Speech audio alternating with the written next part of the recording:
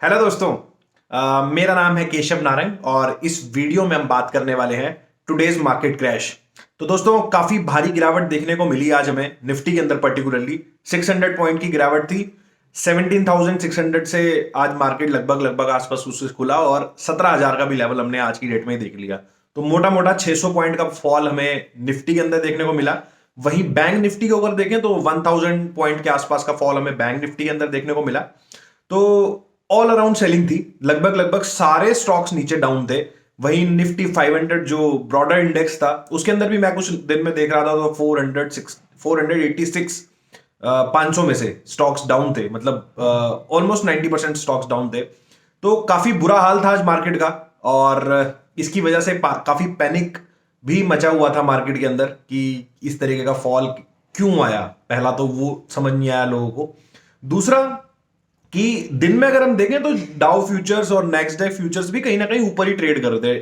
डाउ का अगर आप देखोगे तो 200-250 पॉइंट ऊपर ट्रेड कर रहा था, नेस्डैक भी ऊपर ट्रेड कर रहा था। बट करंटली अब मैं जब भी वीडियो बना रहा हूं तो डाउ जोन्स कुछ 600-700 पॉइंट डाउन है, नेस्डैक भी कुछ 3% के आसपास डाउन है। तो काफी बुरा हाल आपका यूएस के अंदर भी मचा हुआ है। तो उसकी वजह से पूरे वर्ल्ड मार्केट डाउन है और कहीं ना कहीं उसकी वजह से इंडिया भी डाउन है। इंडिया काफी मतलब हम तो दिन में ही काफी नीचे चले गए और अभी भी एसजीएक्स निफ्टी अगर देखूं तो 100-150 पॉइंट नीचे ही दिखा रही है, 16,900 950 के आसपास लग रहा है कि यहाँ पे आसपास खुल सकता है मार्केट। तो काफी पैनिक सा मचा हुआ है और इस वीडियो में जो मैं वीडियो बना रहा हूँ बेसिकली वो इस पर्पस के लिए बना रहा हूँ कि आखिर ऐसा हो क्यों रहा है और ऐसा कब तक चलेगा और क्या क्या कारण है। तो मेन जो कारण दोस्तों मुझे समझ में आ रहा है वो बेसिकली मेरे को इंटरेस्ट रेट समझ में आ रहे हैं, जो कहीं ना कहीं लॉन्ग टर्म में भी इम्पैक्ट डाल रहे हैं मार्केट के ऊपर और शॉर्ट टर्म में उसका नतीजा देखने को मिल रहा है। क्योंकि सबसे ज्यादा फॉल अगर आप देखोगे इस पूरे पिछले 1-1.5 हफ्ते के दौरान तो सबसे बड़ा फॉल हमें नैस्डैक के अंदर देखने को मिला, पर्टिकुलरली जो टेक्नोलॉजी स्टॉक्स थे उसके अंदर हमें देखने को मिला है। और क्योंकि सबसे ज्यादा पैसा वहीं लगा था इस पूरे कोरोना के दौरान, जब से अपने यूएस फेड ने इंटरेस्ट रेट्स लगभग लगभग जीरो कर दिए थे अपने 2020 के अंदर जब पेंडेमिक आया। और उसके बाद लगभग लगभग एकदम फ्री पैसा बट रहा था मार्केट के अंदर, जिसकी वजह से टेक्नोलॉजी स्टॉक, क्रिप्टो करेंसीज, इसके अंदर काफी पैसा आया और काफी पंप अप हो गए। अब कहीं ना कहीं वहां से मुझे ऐसा लग रहा है पैसा निकल रहा है, क्योंकि इंटरेस्ट रेट या तो बढ़ जाएंगे, 26 की हमारी फेड की मीटिंग है, हो सकता है उस वाले में बढ़ जाए, या फिर इस साल के अंदर जो फेड भी बोल रहा था कहीं ना कहीं कि 2022 के अंदर मेजरली 3 से 4 रेट हाइक हो सकते हैं। तो क्या पता मार्केट उसको पचाने की कोशिश कर रहा हो। और कहीं ना कहीं जिस तरीके से ये पैन आउट हो रहा है अपना ये रेट ऑफ इंटरेस्ट वाला सीन, इसकी वजह से बहुत ज्यादा मार्केट में पैनिक मचा हुआ है और कहीं ना कहीं इस तरीके की सेलिंग होती है। क्योंकि बेसिकली जो फंडा इसके पीछे काम करता है कि आप जो एक बड़ा इन्वेस्टर है या एफआई है जो यूएस के अंदर, उसको मान लो कोई कम रेट ऑफ इंटरेस्ट पे पैसे मिल रहे हैं, मान लो जो मिनिमम रेट ऑफ इंटरेस्ट जो वहां चल रहा था 0.25 पे उसको पैसे मिल रहे हैं, परसेंट, मैं परसेंट की बात कर रहा हूं, वो भी साल का, मतलब 1 लाख रुपए पे 25 पैसे देने हैं साल के। तो वो यहां इंडिया में आके अगर पैसे इन्वेस्ट कर दे और यहां पे उसको रिटर्न मिल जाए तो कहीं ना कहीं उसका लिए बहुत बेनिफिशियल होता है। तो इस तरीके की चीजें होती रहती है मार्केट के अंदर, जब इस तरीके का लिक्विडिटी बन जाती है मार्केट के अंदर इतने सस्ते रेट पे।